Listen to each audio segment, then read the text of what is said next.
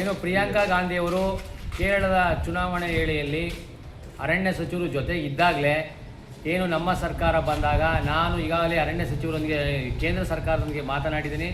ಏನು ಬಂಡೀಪುರ ಮತ್ತು ಕೇರಳ ರಾತ್ರಿ ಸಂಚಾರ ಸ್ಥಗಿತ ಆಗಿದೆ, ಅದನ್ನ ನಾನು ತೆರವು ಮಾಡಿಕೊಡ್ತಾ ಇದ್ದೀನಿ, ನಮ್ಮ ಸರ್ಕಾರನ ಗೆಲ್ಲಿಸಿ ಅಂತ ಈ ಥರ ಒಂದು ಹೇಳಿಕೆಗಳನ್ನ ಅರಣ್ಯ ಸಚಿವರು ಇದ್ದಾಗಲೇ ಕೊಡೋದ್ರಿಂದ ನಮ್ಮ ಅವಿವೇಕಿ ಆ ಬಕೆಟ್ ಹಿಡಿಯ ಅರಣ್ಯ ಸಚಿವರು, ಯಾಕಂದರೆ ಪ್ರಿಯಾಂಕಾ ಗಾಂಧಿ ಅವರಿಗೆ ಏನೂ ಮಾತಾಡಿಲ್ಲ, ಇದರ ಉದ್ದೇಶಗಳೇನು ಅಲ್ಲೇ ಸ್ಪಷ್ಟನೆ ಕೊಡಬೇಕಾಯ್ತು ಅರಣ್ಯ ಸಚಿವರು. ಯಾವುದೇ ಕಾರಣಕ್ಕೂ ಅಲ್ಲಿ ಜನ ವಿರೋಧ ಇದೆ, ಜೊತೆಗೆ ಅಲ್ಲೂ ಕಾಡು ಪ್ರಾಣಿಗಳು ಮತ್ತು ವನ್ಯಮೃಗಗಳು ಭಾಳಷ್ಟು ತೊಂದರೆ ಆಗ್ತದೆ ಮತ್ತು ಬೇಕಾದಷ್ಟು ಕಾಡು ನಾಶ ಆಗುತ್ತೆ. ಈಗಾಗಲೇ ಗುಂಡ್ಲಿಪೇಟೆಯಿಂದ ಹಲವಾರು ಅಕ್ರಮವಾಗಿ ಕಲ್ಲು ಮಣ್ಣು ಸ್ಯಾಂಡ್ ಎಲ್ಲ ಹೋಗ್ತಾ ಇದೆ.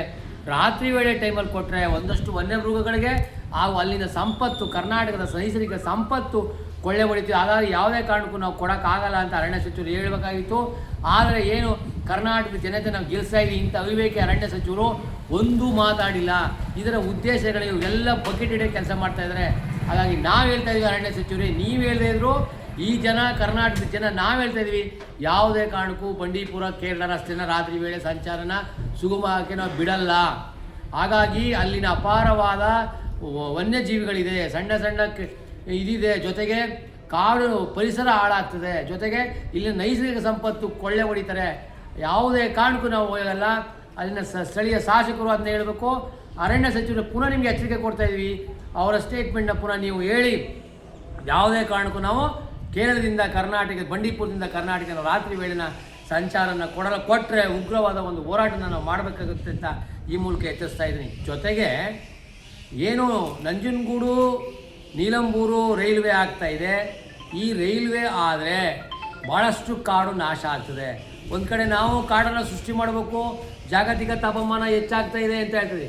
ಒಂದು ಕಡೆ ನಾವು ರೈಲು, ಈ ಏನು ಬಸ್ ಮಾರ್ಗ ರಾತ್ರಿ ಸಂಚಾರ ಇವೆಲ್ಲವನ್ನು ಅವೈಜ್ಞಾನಿಕವಾಗಿ ಇವರು ತಮ್ಮ ಇದಕ್ಕೋಸ್ಕರ ತಾವು ಗೆಲಕ್ಕೋಸ್ಕರ ಏನು ಬೇಕಾದ್ರೂ ಮಾಡ್ತೀವಿ ಅಂತ ಹೇಳೋರು ಇವ್ರಿಗೆ ನಾವು ಬುದ್ಧಿ ಕಲಿಸ್ಬೇಕಂದ್ರೆ ಇದು ಸ್ವಾರ್ಥ ಅಲ್ಲ. ಇದು ಏನು ಇವ್ರು ಗೆಲ್ಸ್ಬಿಟ್ಟಷ್ಟು ಇವ್ರು ಇಷ್ಟ ಬಂದಾಗ ಮಾಡೋಕ್ಕೆಲ್ಲ ನಾವು ಕೊಡೋದು.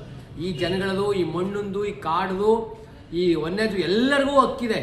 ಹಾಗಾಗಿ ಒಂದು ವೇಳೆ ಏನೇನು ನಂಜನಗೂಡು ನೀಲಂಬೂರು ನೀವು ಏನೋ ರೈಲುನ ನೀವು ಏನಾದ್ರು ಅದಕ್ಕೆ ಅಪ್ರೂವಲ್ ಕೊಟ್ಟರೆ ಉಗ್ರವಾದ ಹೋರಾಟ ಮಾಡ್ತಾರೆ, ಅದಕ್ಕೆ ಪ್ರಾಣಹಾನಿಗಳಾಗ್ತವೆ. ಜೊತೆಗೆ ಅಲ್ಲಿ ಅಗಾಧವಾದ ಸಸ್ಯ ಸಂಪತ್ತು, ಪ್ರಾಣಿ ಸಂಪತ್ತು ಮತ್ತು ಕಾಡು ಆಗ್ತಾಯಿದೆ.